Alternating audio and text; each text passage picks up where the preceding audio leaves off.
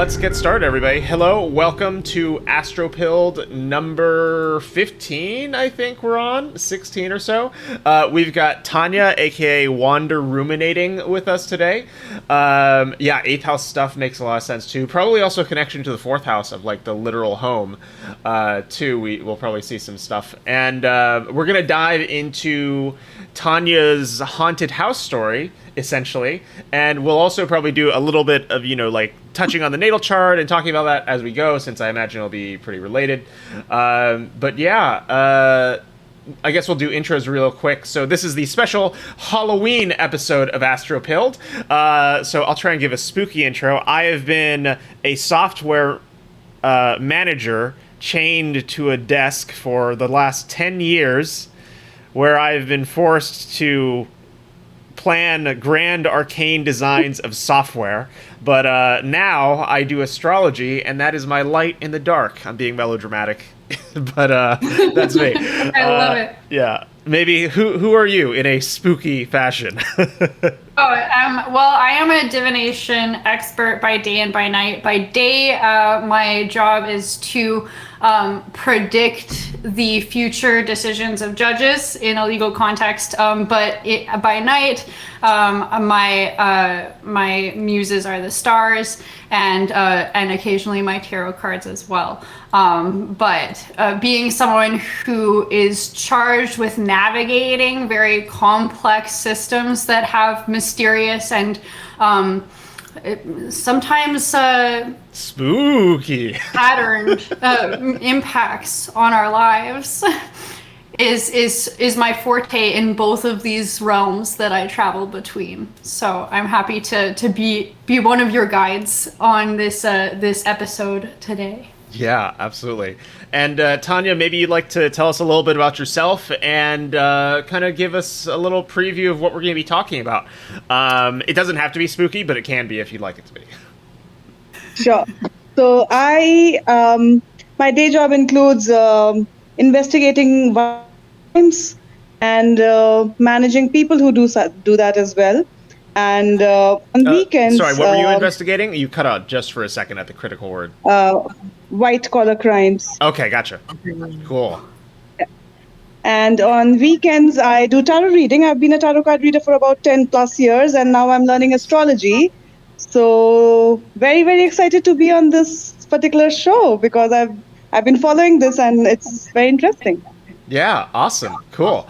Well, so we've got your natal chart up right here, and I feel like just it makes sense to do kind of in regular AstroPilled fashion. Just let's spend 15 minutes running through it really quickly. What do you think, maybe? Yeah, that sounds great. Cool. So do we have your accurate birth time here?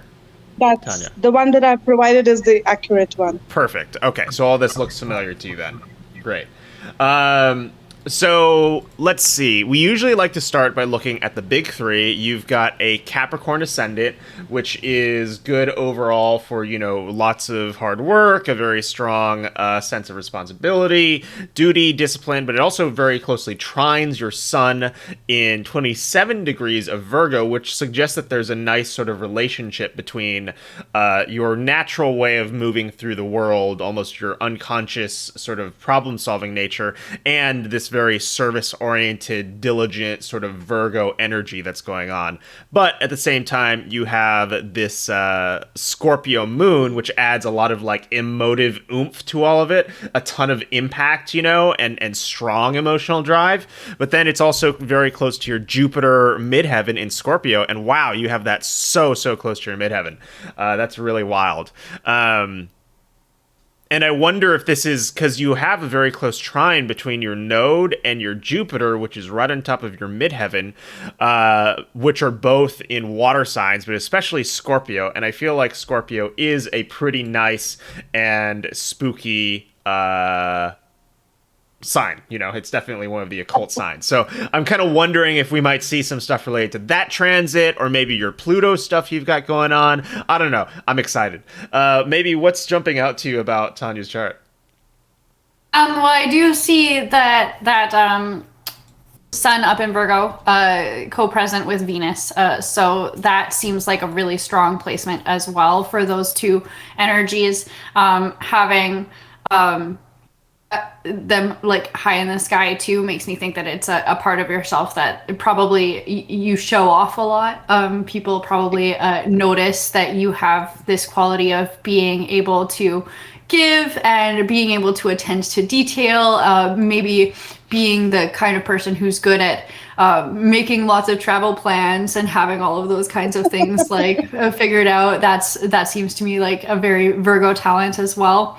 And I also I noticed that the sun up in Virgo makes a trine to your ascendant in Capricorn, which also makes a trine to your Chiron in Taurus, which creates this really lovely grand trine in your sign.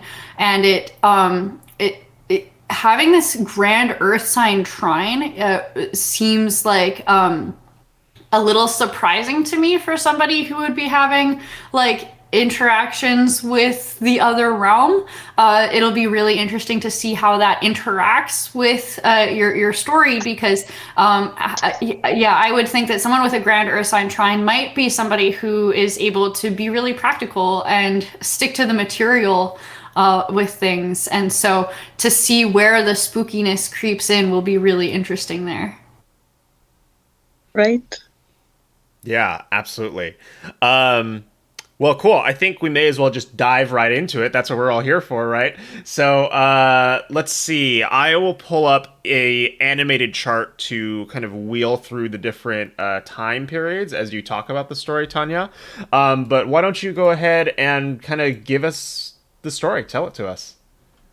Sure. So this was about a decade back. This was 2011. I had, so my base is in Bangalore, but I had moved for 6 months to this city called Mumbai. And obviously trying to find houses there is not easy. So I did find a house which I really liked, and it was at a steal price of very, very extremely steal price. And I said, okay, yes, I will take it because this is exactly what I'm looking for. And after the deal was signed, the broker came up and said, oh, I forgot to tell you something. Not that he forgot, he intentionally forgot. But if I forgot to tell you that the previous owner of this place committed suicide. Oh. I said, okay. As maybe mentioned that, a lot of practical energy. So went with a practical mindset. Nothing happens. It's fine. I don't believe in ghosts. Let's go for it. I said, no problem. I'll take it any which ways. Went into the house. First few weeks were fine. Do you know like what month this was? This was July. July. Okay, 2011. Cool. And after a few weeks, things started happening. So the very first things that I noticed was morning when I would wake up, the bathroom lights were on. And I distinctly remember switching them off. But, again, rationalizing in my head that maybe I might have forgotten or might have gotten up in the middle of the night and not switched it off, things like that. Then after a few weeks, things started crashing around in the house, specifically in the kitchen, where all my utensils would be on the ground, literally come crashing down with no apparent reason. I would stack them up. The next day, the same thing would happen. What actually drove the nail in the coffin and why I left the house was one of the nights while sleeping, I could actually feel somebody sitting next to my head. Like there was a distinct pressure going into the bed, and I just covered my head because I didn't want to. Maybe I didn't have the balls, or rather, I didn't have the spine to kind of get up or see what was happening. But there was these deep, heavy breathing sounds like somebody's whimpering, and it went on for I don't know, maybe it sounded to me like hours, but it might have been just a few minutes. And the second day I left the house, I was like, okay, this is it. I cannot do anything more over here. Whoa. Whew. And I'm scared. Yeah. Oh my goodness. And how long were you there? Like that was through the 6 months essentially? Yeah. Yeah. Interesting. Man. Well, one of the things that I immediately see that's very fascinating here is right around this time prior to you first moving into this house is you had Neptune actually around April on April 5th. Neptune actually entered into your third house. And the third house can be considered sort of like your local community, your local environment, but also kind of like the environment of the home as well. And Neptune is absolutely, in my opinion, the thing that would bring ghosts into the story. And it's also interesting because, like, as we approach towards July, we have, or towards, June 4th, Neptune stations retrograde right inside of your third house, in trine to your moon as well. And it's kind of interesting because you could say, oh, trine to the moon rules stomach, food, things like that. You could make a case for like being related to the kitchen, perhaps, That's really, really interesting. And another thing that's also interesting here is if you look down here, you've got Uranus opposing Mercury. And kind of my working theory right now is that Mercury is likely a position that, Mercury serves as the psychopomp, or he is involved in communication with the dead, with their transference to other worlds, things like that. So I'm kind of curious if this sort of close opposition, which would increasingly get exact going into July the entire time, in fact stationed retrograde opposing your progressed Mercury in your fourth house of the home and where you live. And that kind of makes me wonder if maybe that's part of the story as well. Interesting. Oh yeah, and then you also had Venus right here trining the node, or touching the node, trining Jupiter as well. And then what does Venus rule for you? Venus rules your 10th house, and Venus rules your 5th house. I'm going to go to the book of rulerships and see what we can find on ghosts, actually, because I bet there's some good stuff here. Yeah, this is so exciting and fun. What else are you seeing here, maybe? Well, one thing that I am curious about, because of it doesn't seem like Casper the Friendly Ghost, you know what I mean? So I was curious about the position just of the malefics in the chart, because it seems like a little bit of a malevolent energy. And so it's interesting to see that we do have Mars co-present with Neptune in the progress chart pretty closely, at least quite a bit closer. It's passed over that Uranus in the natal chart. So that just strengthens the opportunity for an apparition within a malevolent sort of energy, I would imagine, in that kind of period of her life. I do see that we're probably seeing some sort of Saturn activity. I just see the Saturns close to stacked all in that 10th house. And so having that relationship between all of the Saturn aspects would make me think that it might have been a time that was conducive to really old energy being really accessible to you in particular.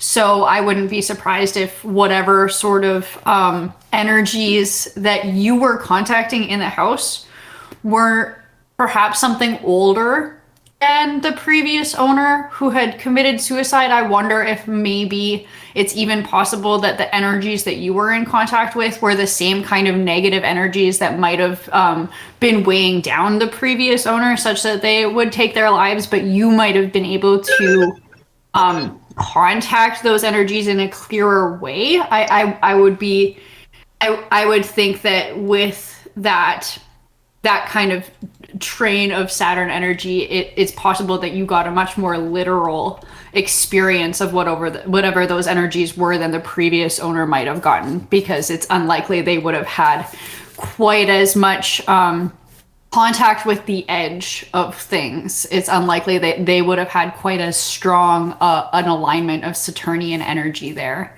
What do you think about that, Wei?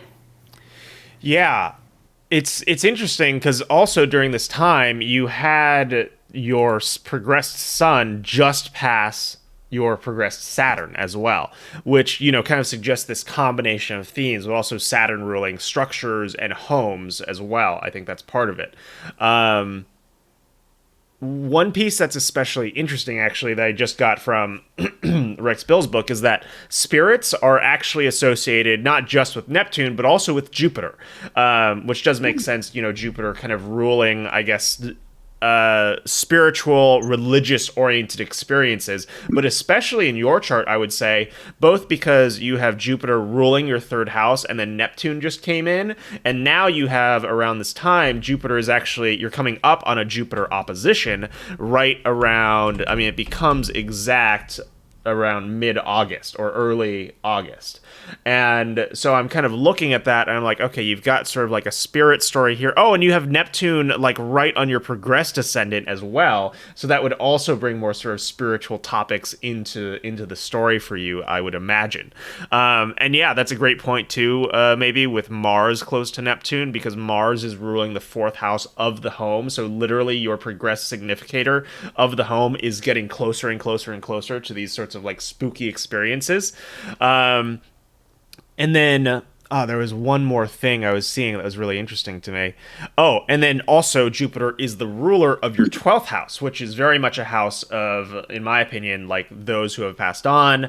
It's also, when we think of the ghosts in terms of like malefic entities, we could consider it to be the 12th house as the house of hidden enemies, where they are quite literally hidden, they're invisible, and they're also enemies in that they're messing with you. That's really, really interesting. But also, finally, we at the same time have Mars perfectly trining your moon, and Mars is the ruler of your fourth house by transit. So we have yet another kind of timing marker for all of these events, and you also have Chiron entering into the picture, and like, Chiron is associated with, he's often described as the rainbow bridge between the personal planets and the transpersonal planets, Sun through Saturn, which are more involved with kind of like our personal personalities and the roles that we play in society. And then on the other side of Chiron and the general Centaur asteroids are Uranus, Neptune, Pluto, and further out, which are considered these planets of, highly transgenerational, very spiritual, almost non-human, otherworldly sorts of things. And so I think you could also use Chiron as a metaphor for kind of like bridging the gap for you personally in terms of this experience. Yeah, there's a lot going on here. And now I'm not even surprised listening to all of this. I mean, it makes all of it makes sense. Yeah, it's pretty crazy. Oh, and then you had the freaking node retrograding right on top of your Mars. That's insane. That's ridiculous. Yeah. And you also had a square to this Uranus position, so Mars was also squaring your Mercury. Mercury had just been hovering around your ninth house, of spirituality as well. So that could be something. Oh, and of course, Mercury was in direct oppositional axis to Neptune here during this entire time. Oh, and it squared your Mars. That's probably the most significant around this time, I would say, of like this entire configuration, because you had a T-square between Neptune and Mercury, both the planet of sort of like spirituality, these otherworldly experiences, but also Mercury as psychopomp, and then they're both squaring as in kind of like a harsh dynamic interaction with your Mars, which rules your fourth house of the home that you live in, which also then you also had it cross into your seventh house, which you could read as like an encounter with the other, so to speak. Maybe I'm reaching a little bit in certain parts, but like I'm starting to see the connections everywhere. Yeah, and tell me if I'm wrong, but I might be crazy, but I thought I saw the moon pass over Pluto transiting her first house right as things just started to get spooky. Let's see. Yeah, like Yeah, around mid. in like mid to late July somewhere. Uh-huh. Yeah, see, look at that. Look at Yeah. that little bugger right in Oh, mid-July, it right made before all of this it happens. made a full moon squaring Tanya's Saturn placement. See that? Yeah, that one I saw that happen and I was like, "Oh, okay, that's scary." Pluto is all about mysterious appearances and disappearances. It likes to cover things up, it likes to uncover things and to Hmm. have, the moon pass over it, the full moon even, all that unconsciousness and energy. Yeah, that I can see the seed get planted under that transit. Oh, spooky. Yeah. Spooky, spooky, spooky. Holy cow. It really feels like I was like looking for something. It's like, what is gonna sneak through this Earth trine and get this really spooky thing to happen and have this really supernatural moment? And the full moon Pluto transit in your first house in your ascendant sign in Capricorn, that feels to me like what's sneaking through your rational and practical guards and getting this like spooky moment into your life. Ooh, ooh. What I'd be more interested to know, are there any other further aspects that you see so that I can be prepared mentally? Yeah. Yes, We can fair. probably look at it. I mean, it's super interesting because like this is, you know,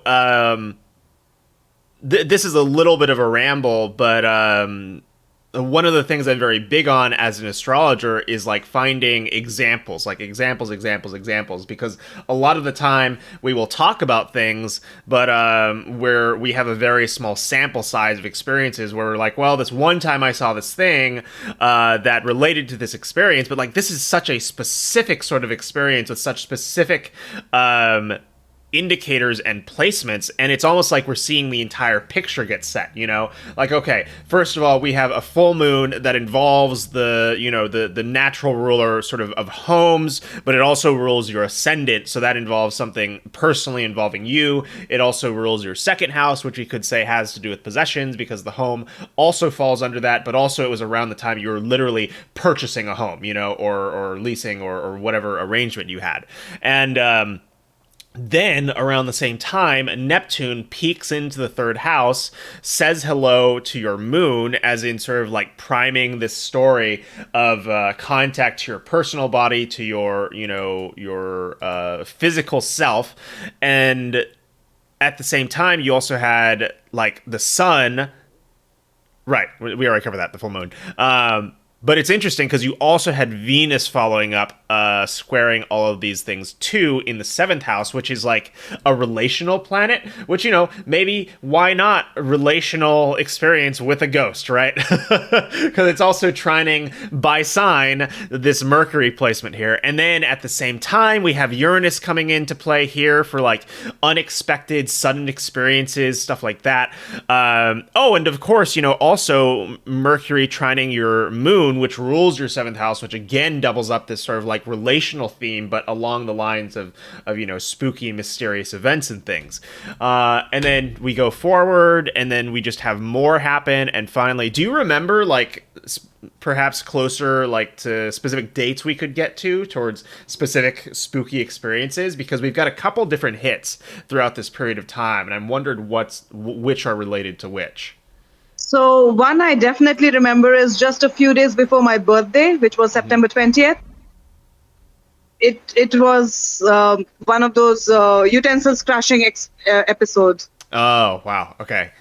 Um, oh, interesting. So you had Saturn right on top of your natal Mercury as well. Um, and your natal Mercury rules your sixth house as well as your ninth house. Um, the ninth house, we could say to be sort of like the spirituality related house, where it's not really about the normal themes of the ninth house, which are very sort of solar in nature, but this is really more of a nocturnal, almost ninth house experience, like an encounter with spirit in a very literal way, but in a way that's kind of spooky. That's one way we could read that. And actually, when does this? Okay, so this is happening during. Oh, that's so funny. This happened right around the time, like 8 minutes before Jupiter came back and retrograded to exactly oppose your natal Jupiter yet again. That's pretty wild. Let's see. Oh, you also had the moon trining all of your stuff happening right here, including your natal Pluto, which is kind of like a nice ping. This was all happening during your Saturn return. Let's see. What else? 18. Oh, there might actually be some Antitious stuff going on here, too. Yeah, the progressed sign is aligning with the natal Pluto at this point. Yeah, that's very true. That's such a great point. Yeah. It looks like Uranus is very early in the fourth house, which would be prime for another round of this spooky stuff. Mm-hmm. Yeah. Oh, and here it's actually trining your own natal Uranus, or your progressed Uranus, and then in conjuncting your moon as well. And like being that close from the fourth house, I'd say that definitely would indicate that sort of thing. Tanya, when was the event with the presence sitting on your bed next to you? Sometime around November, but I cannot remember the exact dates. It was sometime around November, and that is when I gave in my 1 month's notice, and I vacated the house by December. Wow. Gotcha. So we'll set it for the 15th, and that should work. Let's see. So right in November is just around when I think both Neptune and Chiron went direct here in your second, third house cusps again. With Uranus very, very... Maybe, what was that? Why was that reaction? It's just creeping me out, man. Yeah.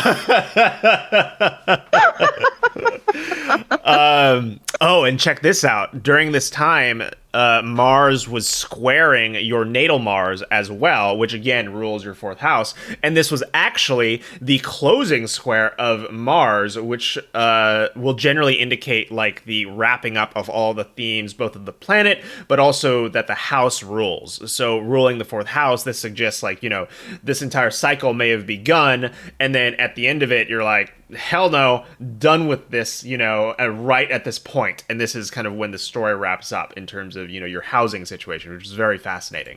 Yeah, so it's squaring that right there. Oh, we also have, and this is kind of this is a more minor aspect, but we can throw it in there because we're speculating a little bit for funsies. Mercury, transiting Mercury, was actually in a semi-square that's 45 degrees to your natal Pluto at this point, at the exact same time, in your 12th house. So we're again sort of have these themes of like, spooky experiences, psychopomp Mercury, in the 12th house of, potentially hidden enemies, things like that.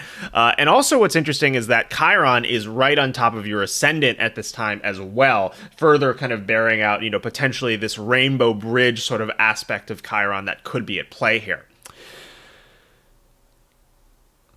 Yeah, really interesting to see that in this little period too, the moon will pass over your natal Chiron and your natal nodes, which gives me again this echo of like something that started with that Pluto moon transit, kind of finding little moments of completion. Yeah. Oh, and of course there's a full moon happening here. Again. Right there. Boom. Yeah, on this day. Well, I mean, we don't know exactly when you left, but this is probably around that time. And it was also at the same time that you had like an opposition to your natal moon as well. Yeah, let's see. When is the exact full moon on this day? Because I'm kind of curious. Okay, so around 2 a.m. It happened in your 5th house, and I don't believe it would have squared anything of yours. Then of course. Oh, right, duh. And then there's a T-square from Chiron and Mars to your natal Mars on this day. So it's not just Mars square Mars, it's also Chiron square Mars. Right. But also, Chiron and Mars square Uranus, which again could be sort of like this indicator of rough sorts of, potentially disruptive, almost aggressive sorts of events.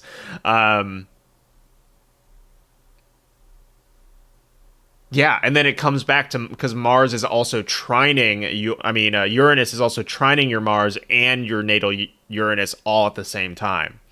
Wow.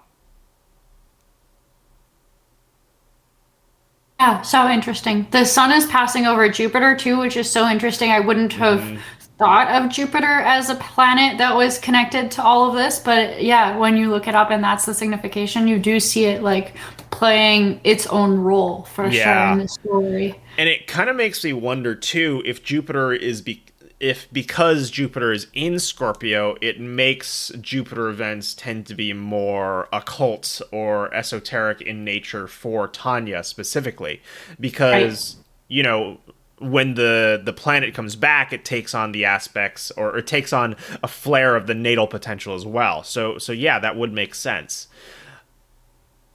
Oh, and then also, right around this time as well, you have Jupiter finally retrograding back towards the moon, and I bet it stations pretty close in opposition to the moon. Yeah, right around end of December, that's when it stations direct, opposing your moon, and that's, around the time you were probably GTFOing, right? Yeah. Yes. It's so funny even that it's like it's reaching its peak in Scorpio season and then you're freeing yourself from the situation during Sagittarius season. Like that is so on point. Oh, so crazy. Yeah. And then you have a new moon in your 1st house, and then it's like it all resets, We're back to where we were. Yeah. Oh, and then Mercury comes onto the progressed midheaven as well, and yeah. Well, I am thoroughly spooked. Yeah, that's wild.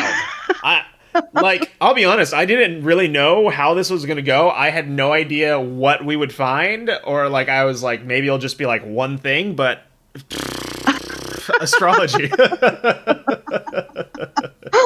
No wonder we all swear by it. Yeah. Right? Yeah. The Moon Pluto story, the moment where Neptune is going direct, and then that there's this T square and your progressed Mars is like the outlet. It's like oh man.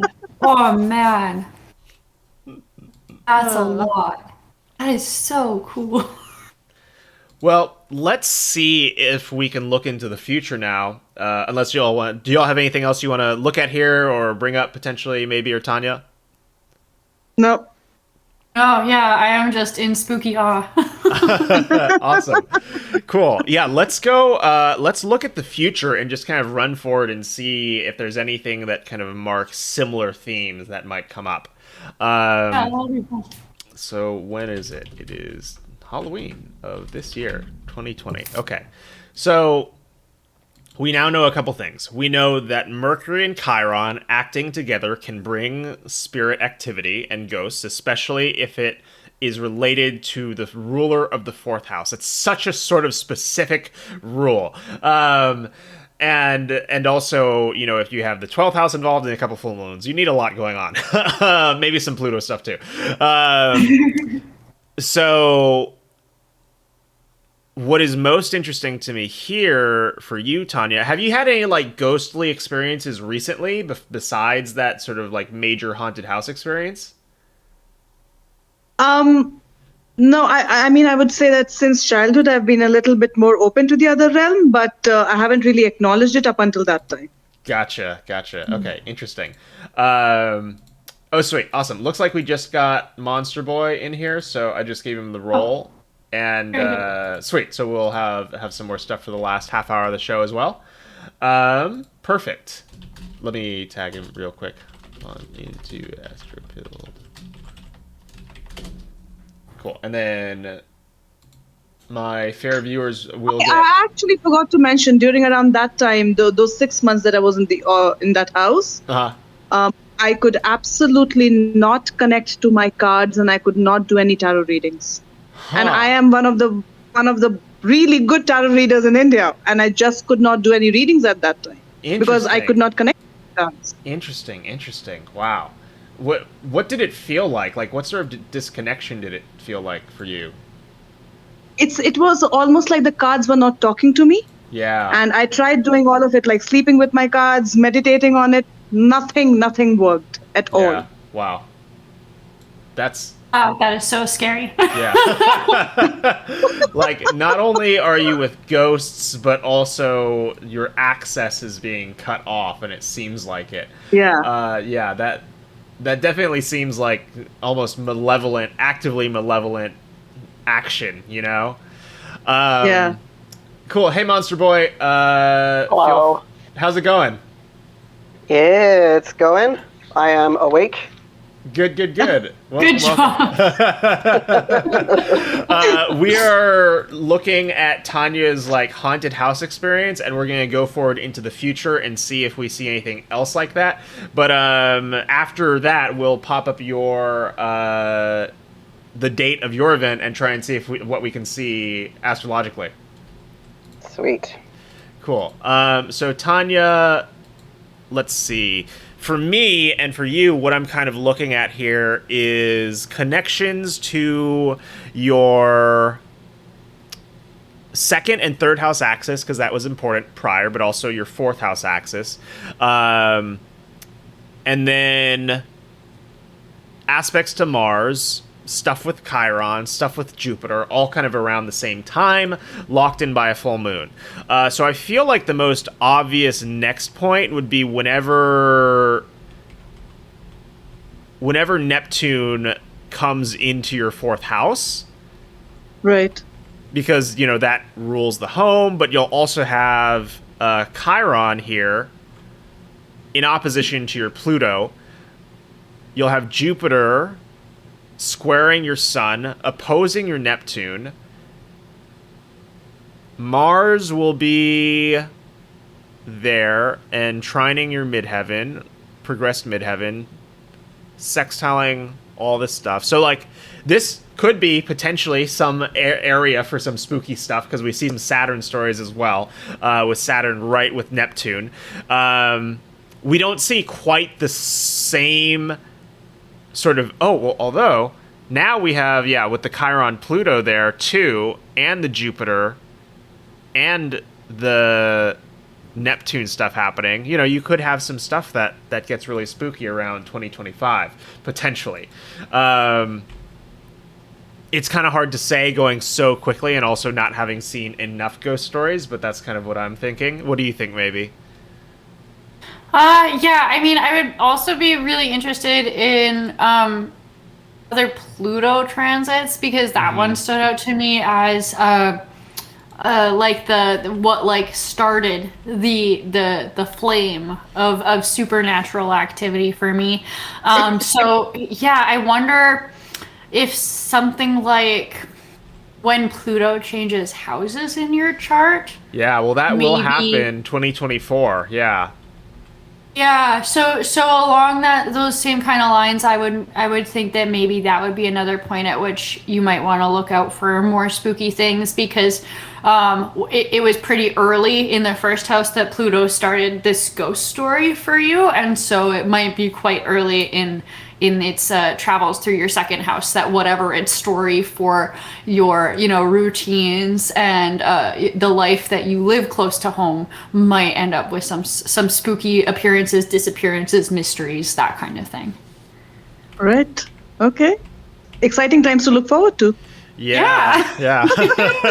Well, actually, especially on around March 2025, because I mean, look at this. You've got Pluto in your second house, during a recent house change, squaring your moon placement, which we saw to be kind of involved in these spooky experiences, with Mars in the seventh house, also squaring your Mercury placement.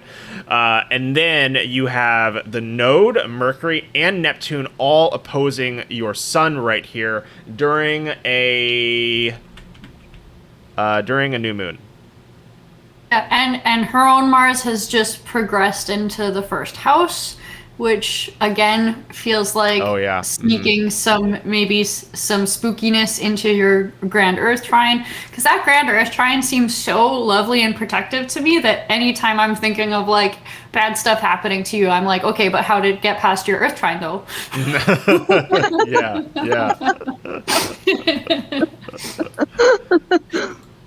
Let's see what else is out here in the future. We've got so I mean, once Neptune goes into your fourth house, that feels like it'll be a big deal. We looked at some of this stuff, so let's go forward a little bit more, because I'll be especially curious of what it'll look like around the times that especially when Jupiter is in your 12th house. Because it'll be home there, but it'll also be on top of your Mars placement and your Uranus placement as well. You'll have a new moon happening right on top of your natal moon, I believe. Let's see. Yep, right there.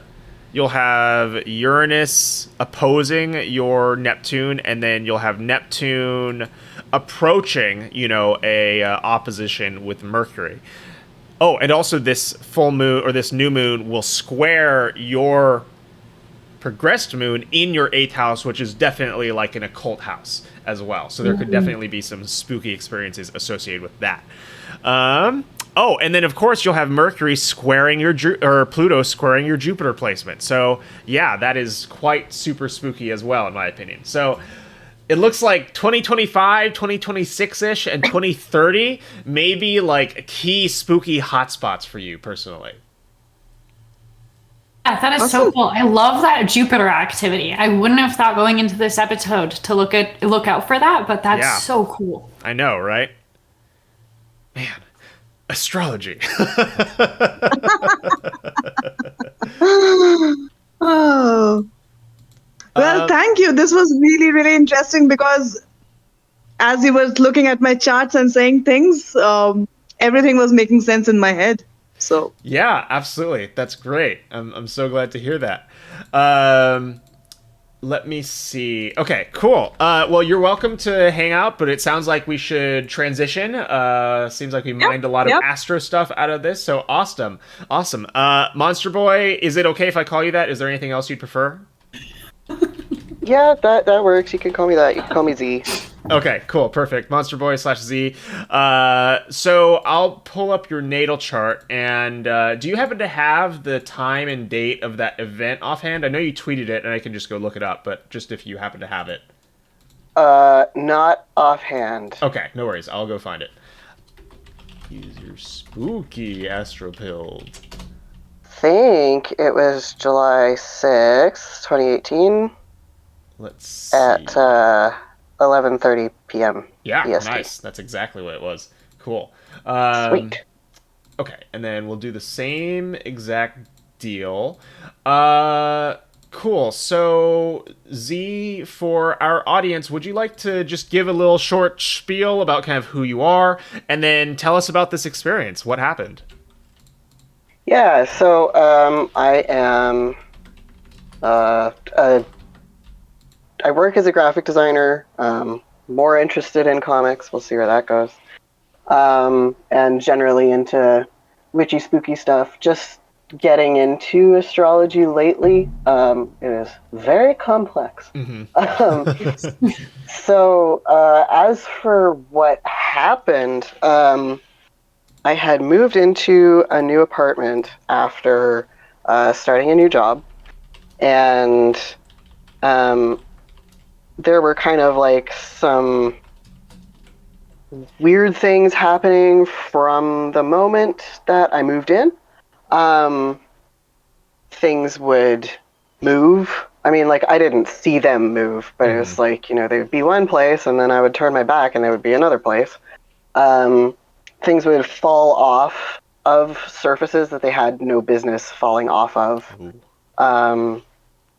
Once I had pill bottles in the middle of my bedside table, and I turned around, and when my back was turned, they fell on the floor. I could not keep posters on the wall.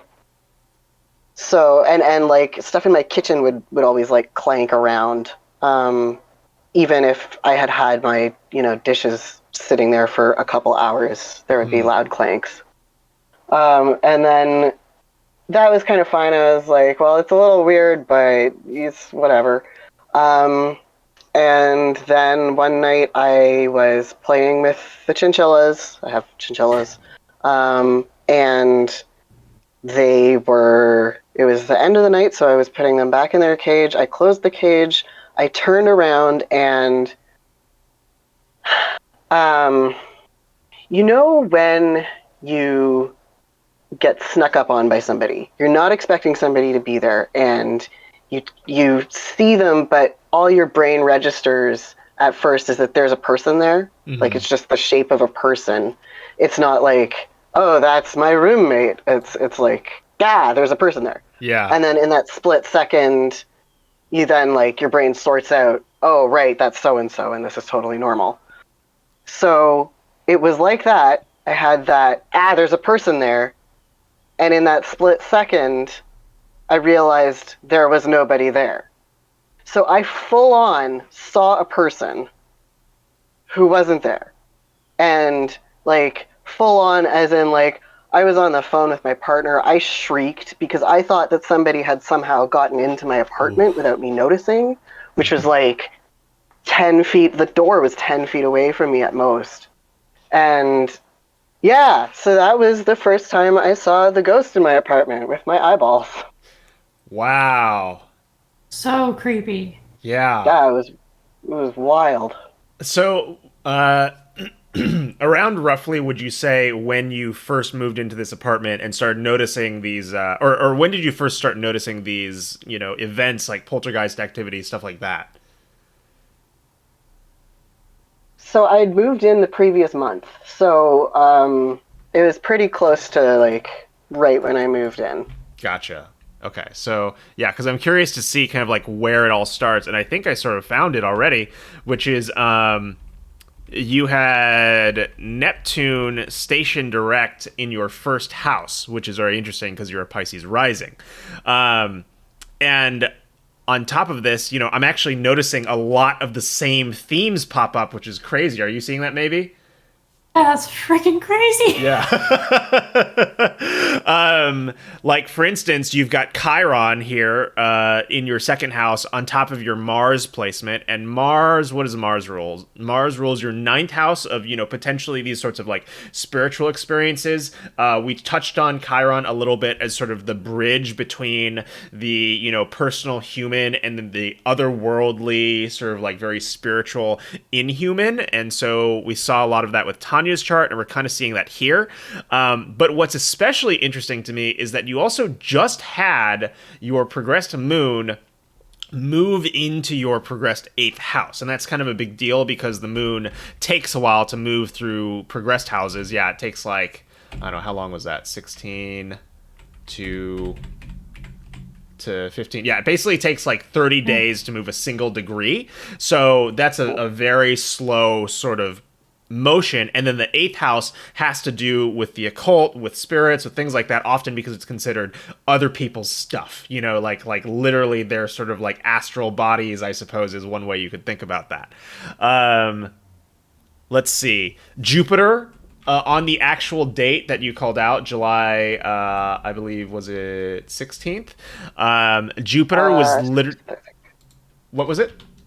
6th, I think. 6th, okay. Yeah.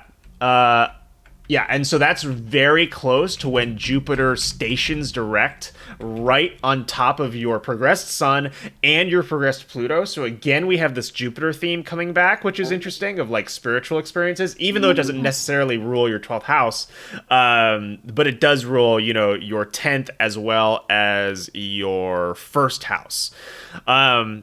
And then as the ruler of the 10th house, we have Saturn here right on top of your Neptune placement as well. And Neptune ruling all of these sorts of psychic experiences. So what are you seeing here, maybe? Well, Saturn rules the 12th house as well, and Mars has just moved into the 12th house, making contact in like a sextile with the natal Mars too, which for me brings up some spooky connections as well. Really interested in this, malefic activity linking into the story so closely, especially the Neptune stuff really freaks me out. How these contacts with Neptune seem to make a really big impact, and then having malefic activity surrounding that, especially with Mars being the night sect malefic, it's just really creepy. It's just really creepy. Yeah. And I mean, also by progression, Venus is in her own sign and is receiving a direct trine from Mars as well. And Mars in your chart, Z, rules the second house of Aries as well as the 9th house of, spirituality, religious experiences, things like that. So we could say that Mars is involved in literally sort of activating these themes along with Venus, especially because Venus can be like a relational planet. Because what I'm seeing here is that there's this repeated theme of relationality with these experiences, because it is an encounter with something other, with something very, very mysterious.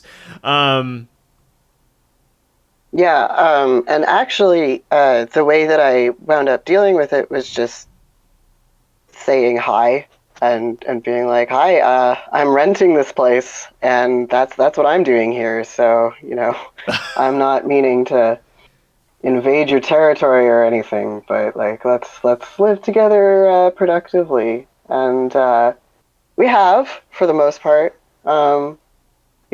Once they I was debating whether to imbibe in a particular substance, and just could not make a decision, and then the container of it literally flew off of my shelf and hit the floor.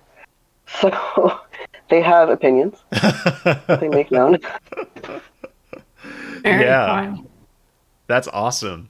And it's interesting because there's other stuff here too, which this is really making me have kind of a moment where I'm like, I don't understand Uranus, because Uranus is such an important planet, it seems, in both of these stories, but the ways in which it's involved is not totally clear. Nor is it clear to me why it invokes this sort of hyper spiritual experience. Neptune I totally get, but Neptune actually isn't making that much of a story here, besides the fact that it did station direct, which is pretty important.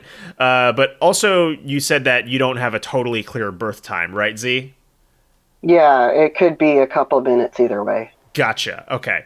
Interesting. Yeah, because perhaps it puts it closer to the Neptune. But I mean, for example, what I'm talking about is Uranus. Actually, this is very interesting. You can see right here that Uranus and Venus are both making the exact same trine to each other in your natal chart at the exact same distance, 41 minutes. You've got Uranus trining your natal Venus, and you have Venus trining your natal Uranus at the exact same distance. And that seems interesting to me. I notice that sort of thing with astrology a lot. But I haven't figured out quite what it means yet. And in terms of the just sort of mile marker of your life, well, first of all, you have your sun in the 8th house, which will generally predispose you, of course, to, witchy topics, spiritual topics, spooky experiences, things like that. And then you had the sun squaring it. So that was kind of like I consider it like the mile marker for the year, and especially as a closing square, it's kind of like the end of that major theme there. And it's interesting too because it relates to your personal eighth house in Libra sun placement, where it's like, yeah, you solve these problems in a relational way. You want to get along with, you know, other people, other people's things, entities, things like that. Seems like something that would be a natural predisposition for you. Does that resonate for you? Like, does that match your experience? Oh yeah, yeah. I would much rather get along with whatever is in my environment than be a jerk to it. Yeah, totally, totally. What else are you seeing here, maybe? Just yeah, still thinking too about this this relationship between Uranus and Venus, especially the the Uranus involved is in a sign ruled by Venus, and the Venus ruling that sign at the time is in Leo, just under the natal descendant. And I wonder if that is like prime for some spiritual experience too. I feel like the spiritual expression of Leo is often overlooked, and especially given the warmth with which you reached out to this other presence of Venus in Leo seems to be maybe at the head of that approach to the situation. That would make a lot of sense to me. And then Uranus in Taurus has been really surprising to me as a force for new ways of communicating, and definitely it would make sense that it would bring about strangeness in the home as well. So those are pieces of the puzzle that I'm seeing floating around. But I'm with you, Wei. Like, this is new to me for sure, and it's really interesting to be seeing like the threads that common through both of these stories that we've heard today, but not knowing at all yet how these things maybe tie together. Yeah, yeah. And I mean, it's interesting too, because Uranus is associated by its affinity with Aquarius with like messages, but also being in the third house, the third house is literally about messages and communications as well. So I feel like that makes a ton of sense. And then, you know, it's interesting because like, while I am focusing very closely on the Uranus-Venus thing, it is also trining the moon, and I think we saw some moon stuff with Uranus there as well, or at least just important moon stuff for Tanya. And because you could say it's really about Uranus and Moon and Venus and Saturn, with Saturn ruling the 12th house. But then, you know, it gets tricky because like this sort of reading, Uranus is so potent in the story, you might almost want to think like, well, maybe there is something to the idea of co-rulership of the 12th house because it's Aquarius with, you know, Uranus and modern stuff and all that jazz, right? I don't know. It's very interesting, and I think is a great example of why we should be looking at super weird stuff like this, because it's you know, it's very educational. Here's another interesting thing: Jupiter sesquiquadrate the ascendant exactly on this at this moment. That's what's especially important because, again, Jupiter, you know, is this placement for these spiritual, religious sorts of experiences. And Jupiter was in Scorpio at the time, which would especially prime Jupiter because we actually saw Tanya's Jupiter natally is in Scorpio, and this one by transit is in Scorpio. So maybe Jupiter Scorpio, either by natal reproduced in the transit or just by transit, is a larger indicator of these sorts of spiritual experiences. But a sesquiquadrate is 135 degrees, and it's considered a minor aspect. But I often find excuse me, that the minor aspects are useful for timing events down to like the hour to the minute to things like that. It's also kind of interesting that at the same time you have Jupiter, progressed Jupiter transiting Jupiter, trining your progressed point of fortune, although because we don't know your precise birth time, that might not be totally on. But your Mercury in conjunct the node certainly is, and Mercury again as this theme of psychopomp, and you've got Mercury in your 8th house, which doubles down on that theme. Oh my god, that explains so many things in my life. Oh yeah. Yeah. Feel free to tell us about it if you'd like. Oh, just like over the last year, 2 years, I've been noticing like an incredibly increased amount of dead things showing up in my life. Like if I walk through a graveyard, it is guaranteed that I will trip over a relatively fresh grave. Wow. It's and if or a funeral in progress. And like I don't go to cemeteries actually that often. And if I go to other places that are not cemeteries, I will inevitably run into a cemetery. I went to these botanical gardens downtown here, and it's just like it's a beautiful park. It's and it's very large, and it connects to another large park. And I walked in, and there's like this fenced off area in the middle of the park with 3 graves in it. Wow. Yeah, out of nowhere. It's just that God. Yeah. So that's a thing that keeps happening, and it's like when I think about it, there's been a lot of like dead things in like my childhood and whatever, but I just kind of like dismissed them.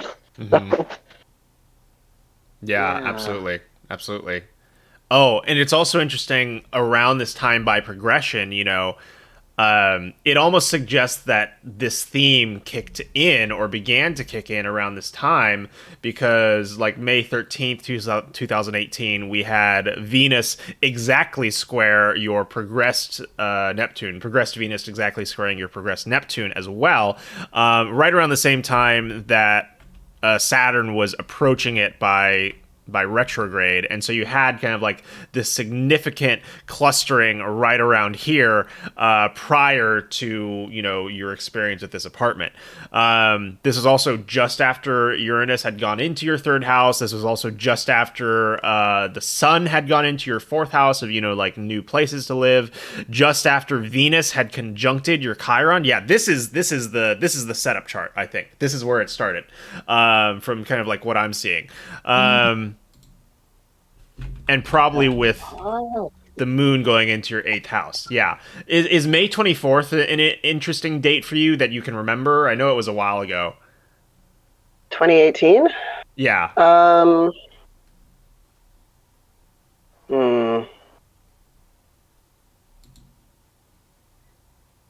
Not sure. That may have been when I signed for this apartment.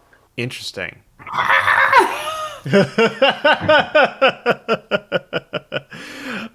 Yeah, it wouldn't surprise me if it were within a few days, at the very least, because, like, for instance, what you've also got going on is you have Neptune and Jupiter perfectly trining each other on this day, just in the sky in general. You'll also have Mars perfectly trining your natal Jupiter. Your progressed Jupiter, and then we'll proceed to perfectly trine your natal Jupiter.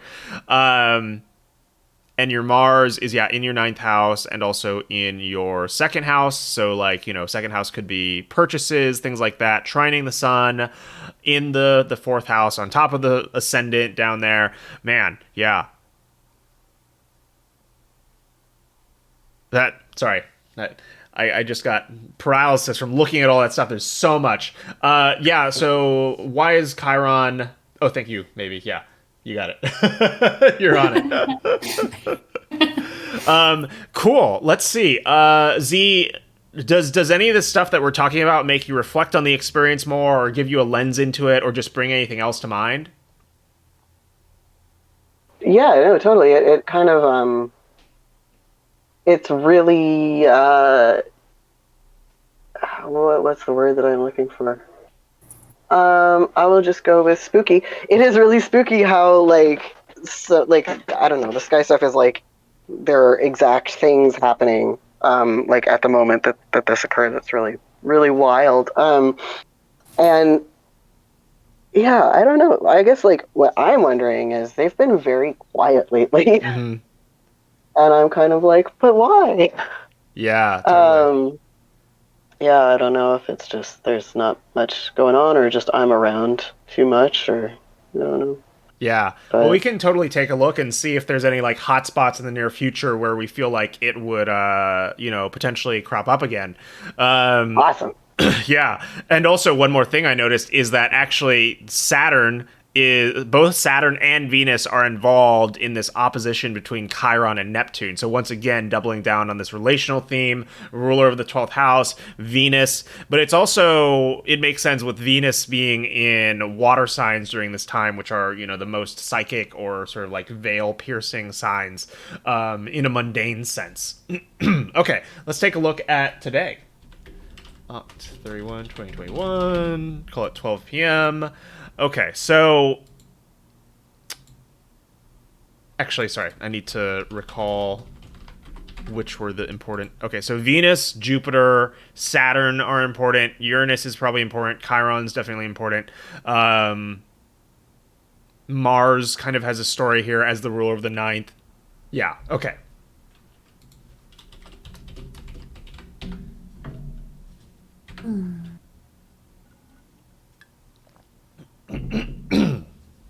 Well, this is interesting. You just had Mars come back into your ninth house, and you just had a Mercury return, or you're about to have one today.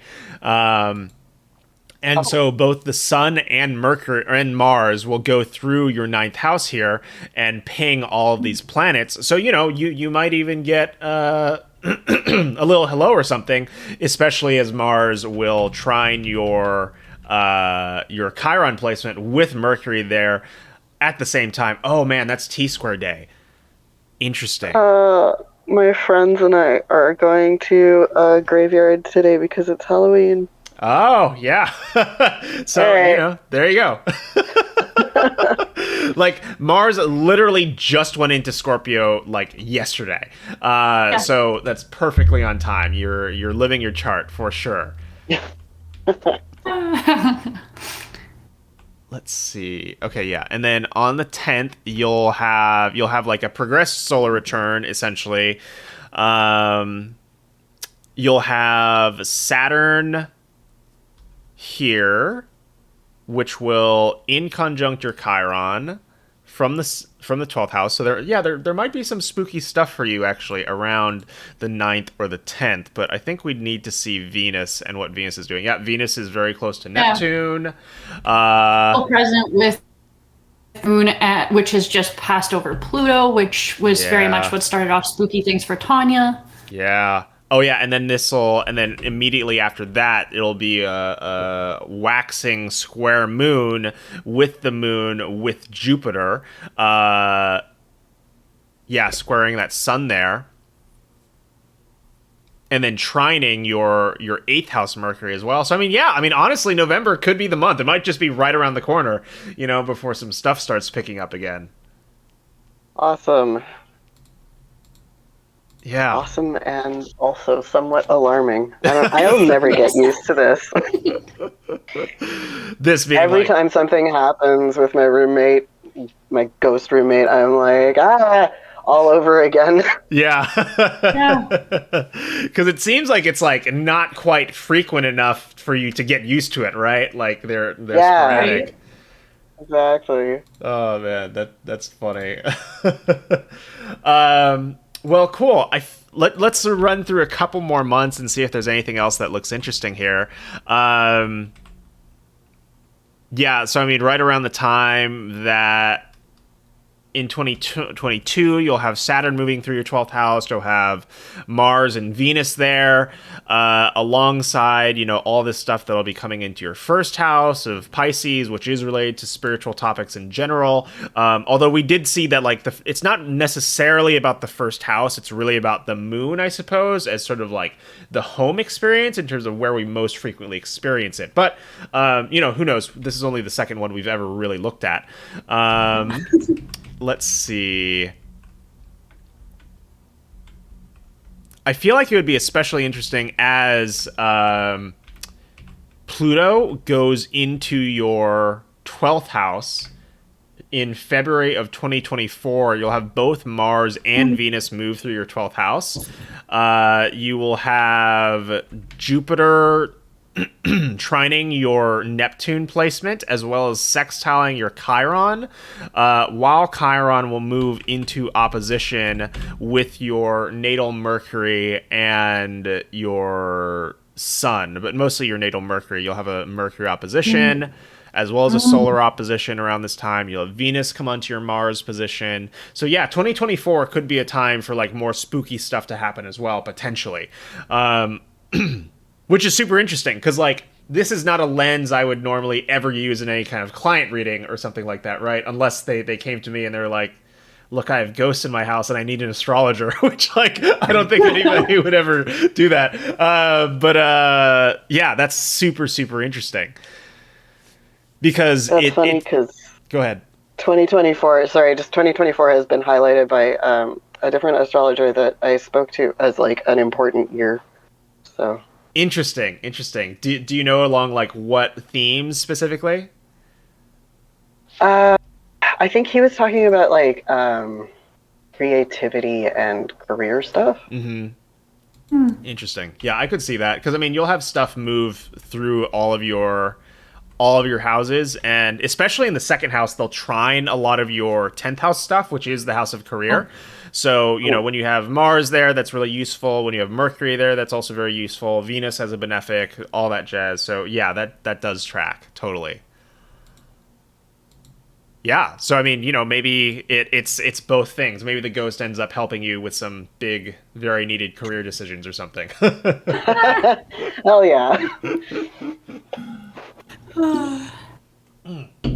Well, cool. Awesome. I kind of feel like we've mined this pretty well for the astrology we can find. Maybe Z, is there anything else you'd like to ask about or touch on before we wrap?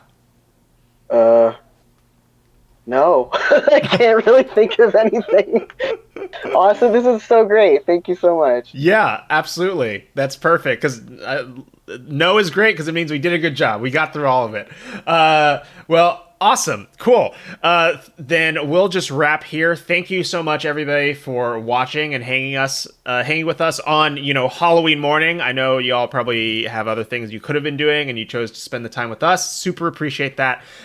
Thank you so much, Oh Hey Monster Boy /Z and Tanya, for letting us stare into a little very spooky fragment of your lives for a time, because this was easily one of the top most fascinating and interesting AstroPilled episodes we've had. So thank you again. Thank you so much. Yeah, thanks so much, you guys. Happy Halloween. Thank you. Yeah, Happy Halloween. Happy Halloween. Awesome. Cool. All right. Then I will end the stream in 3, 2, 1.